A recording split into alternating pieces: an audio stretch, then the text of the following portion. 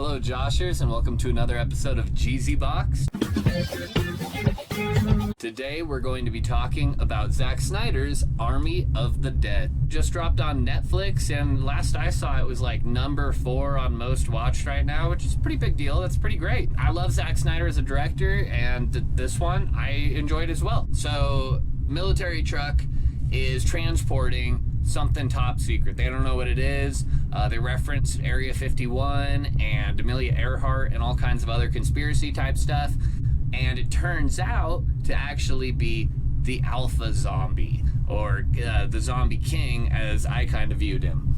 So he is absolutely devastating too. He's fast, he's strong, and you know, for the most part, it's fairly...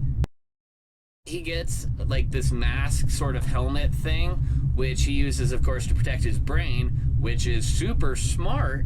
In this one, we see a lot of intelligent zombies.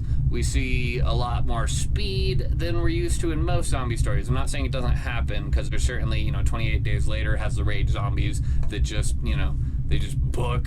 Certain other stories have done those ones as well, which the slow and the fast zombies both offer different sorts of issues. The slow ones are actually, they're utilized in this one straight through the gate. They term out like the different versions of zombies based off of their mannerisms, whether or not they're like the slow beleaguered ones like we see over by the wall, and that's because of sun exposure. So when it rains, they apparently come back to life for hours, which I really thought was gonna end up playing into the story on this one. So I will give Zack some credit on that one, because yeah, he had me fooled there. I thought that I was gonna get to see that as like a climactic sort of moment when they're making a break for the edge.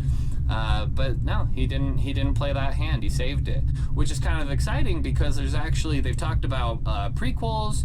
I think there's a cartoon. It might even have been an anime or something, but there's some sort of TV show coming as well, and he's apparently building an Army of the Dead universe, expanded universe, and Netflix is giving him the money, they're giving him the power, and I think it's rightly placed. We've got Siegfried and Roy's tiger in this one. That's, of course, the zombie tiger everybody's been seeing. What I will say about it is the same thing that I said about Dawn of the Dead, the 2004 version that he did, and that's just that it follows a lot of the tropes from, like, zombie stories and stuff, and that's just because, like, there's nothing new really to contribute to the zombie story. Like, it's, for the most part, it's been done in some form or another somewhere already. Like, it's a zombie apocalypse. Everyone's familiar with it. We make jokes about it, but there's real contingency plans for it. The tiger attack, Siegfried and Roy's tiger, the zombie tiger that we're all familiar with, is absolutely brutal in this movie. Do you remember in The Revenant with Leonardo DiCaprio and Mr. Tom Hardy himself, soon to be in Venom 2, Let There Be Carnage? Do you remember, though, when the bear attack in that movie, how brutal it was? Now multiply that by, like, Extraction with Chris Hemsworth levels of violence, and you've got a fraction of what Zack Snyder put into this tiger attack scene.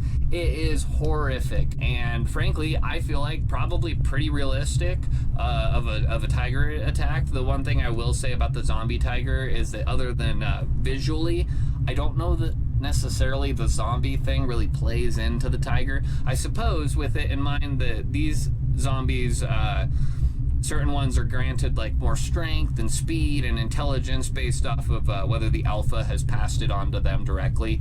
I suppose that that might work into giving this tiger some sort of added strength, speed, etc. But a tiger is terrifying anyways. I watched a video earlier this week that was just a tiger doing like its like bounding run, which is kind of similar to how Kilo goes after tennis balls, but going into like this bounding run down the middle of the road after Straight Out of the Jungle, while they're just riding their little like motorcycle down the street. It's terrifying. I would be freaking out, and they're just filming it on their phone like, huh, tiger. I enjoyed. It's got Dave Bautista, a bunch of faces that I don't recognize, a couple that I did, but I don't know necessarily the names of the actors. Like I said, it's a very stereotypical movie in a lot of ways. Similarly with Dawn of the Dead, where they would have like those long cat shots, and you would see all the different character types, basically. Like, it's kind of that way in this one. Like, there's the weasel guy, there's the hacker guy, there's the, you know, the churchy, you know, like that sort of thing. One thing that I thought was pretty fun about this movie is that they have these devices, these chainsaws that hook up to fuel tanks on their backs. And what I got vibes off of from that was Gears of War, which Dave Bautista is trying to land as a movie for a while. And I think he would make an excellent, what's his name, Martin? Whatever his name is, the the main guy. I highly recommend anything Zack Snyder's ever made, and why dress like you when you can wear me? Thank you.